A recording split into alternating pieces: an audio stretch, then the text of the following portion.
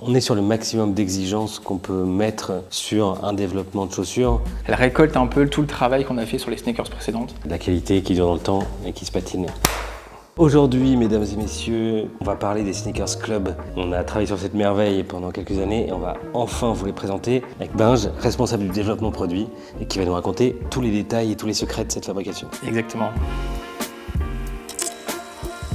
Quand on commence à travailler sur une paire comme ça, c'est quoi l'élément principal à travailler? Alors il n'y en a pas qu'un, il y a 3 éléments hyper importants sur une paire de sneakers. Ça va être le cuir, la semelle et le montage. C'est les 3 éléments les plus importants. Si on est bien sur les 3, on fait une très bonne paire de sneakers. D'abord, la semelle, elle a l'air d'être assez fine, donc il faut qu'elle soit particulièrement résistante. C'est vrai que c'est une semelle qui peut paraître assez fine et du coup pas très solide comme ça. Et pourtant elle est 100% en caoutchouc. Caoutchouc, c'est le matériau le plus durable et le plus solide pour faire une semelle de sneakers. Donc ça nous permet d'avoir à la fois une semelle fine mais hyper durable. Pour le cuir, Rodolphe, on est parti en Italie sur des cuirs qu'on connaît déjà, notamment chez Mastrotto pour toute la partie Suède. Hyper durable, facile à entretenir, donc vraiment un top. La particularité, c'est ce côté vraiment velours et les certifiés LWG, ce qui nous permet de savoir la provenance des bovins, comment fonctionne la tannerie, comment elle rejette ses os, comment elle traite ses os. Donc on a un cuir qui est responsable. Est-ce qu'on a un cuir qui est résistant? Ouais, carrément, c'est un cuir qui est testé à l'abrasion, à la déchirure. La semelle, c'est exactement la même chose. En plus, c'est un cuir qui a été testé pendant plus de 6 mois sur William, notre fondateur. Ouais, c'est impressionnant, on dirait qu'il les a achetés hier.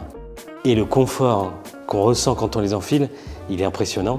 Oui, je suis d'accord avec toi. Un confort assez incroyable, on a l'impression d'être sur un petit nuage, franchement c'est hyper agréable. On a beaucoup bossé sur la AAA, la sneakers qu'on avait vendue avant, et donc on a ce confort qu'on a reproduit à l'identique sur cette sneakers là. C'est quelques millimètres de mousse et de mèche qui nous permettent vraiment d'absorber un peu notre pied et qui permet justement au pied de se caler parfaitement dans la sneakers. On peut partir sur des dizaines de kilomètres sans problème pour marcher avec. C'est vraiment assez impressionnant, donc on a tout un confort intérieur qui est top, quoi. Il y a un troisième élément qui distingue les bonnes des mauvaises sneakers. Qu'est-ce que c'est? C'est le montage. En fait, on peut avoir une très belle sneakers, un très beau cuir, une très belle semelle. Mais si le montage n'est pas bon, dans 6 mois, la sneakers, ça ne sert à rien.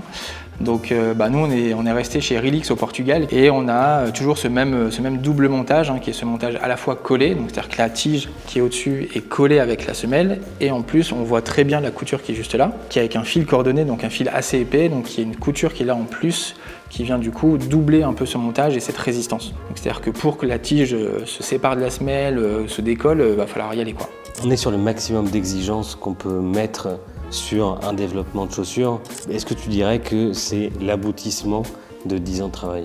Elle récolte un peu tout le travail qu'on a fait sur les sneakers précédentes, avec le choix des cuirs, trouver le meilleur montage, trouver la meilleure composition de semelle, tous les tests qu'on a pu faire. Je pense qu'on n'a pas testé une sneakers autant que celle-ci. C'est pas la première paire de sneakers qu'on fait chez Asphalt. Quelle était l'idée derrière cette paire? Il nous manquait un peu cette sneakers un peu plus fine, un peu plus rétro, un peu plus longiligne, etc. C'est vrai qu'on a un design qui est à la fois racé et épuré, entre le caractère et la sobriété. En tout cas, elles vous iront très bien et pour longtemps. Et à très vite sur asphalt.com.